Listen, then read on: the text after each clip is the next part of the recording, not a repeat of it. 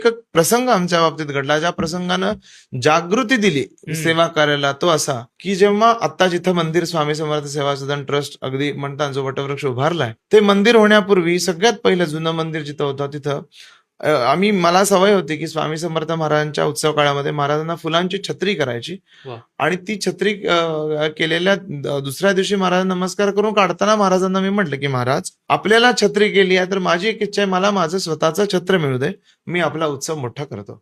वा. त्याप्रमाणे 1 वर्षाच्या आत घर झालं म्हणून आम्ही उत्सव करायच्या दृष्टीने पत्रिका कागदावर अशा झेरॉक्स पेपर सारख्या पत्रिका काढल्या, त्याला हळद कुंकू लावून जवळपास 400-500 घरामध्ये त्या वाटल्या गेल्या. आणि झालं असं की ह्याच दरम्यान माझ्या आईला उठली नागिण, ज्याला आपण हर्फीज म्हणतो.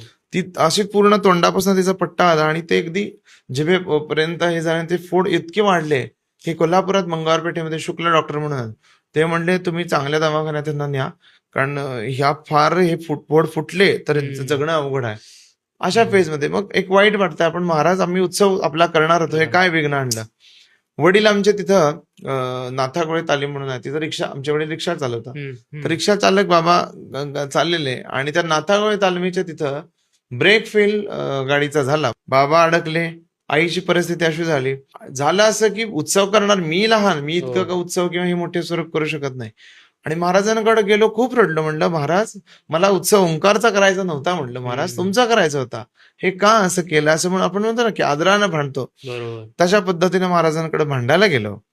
आणि हे सगळं झालं आणि बघता बघता एक दुपारची वेळ साधारण 11:30-12ची, एक असे भले मोठे उंच सद्गृस्त आले आणि म्हणे तुझ्या बानं मला धाडले. कशासाठी?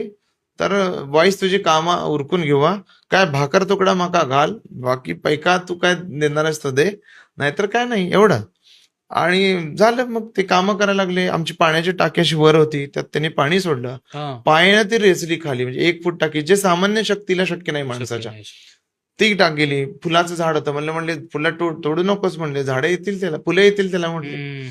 झालं, ते झालं. एक मग खायला दे म्हणले. आणि योगायोगानं मी ह्या दोघांना बरं वाटावं म्हणून प्रसाद, आपण म्हणतो ना की महाराजांसाठी प्रसाद केला, तो प्रसाद त्यांना दिला, पाणी पिलं आणि शेवटी पैका आणजा मला म्हटले. पैका आणजा म्हटल्यावर मी वर आमच्या जिन्या चढून गेल्यावर, म्हणजे अगदी किती म्हणतो 12 ते 13 पायऱ्या चढून पैसे घेऊन 530 रुपये घेऊन खाली येईपर्यंत ते घरात नव्हते.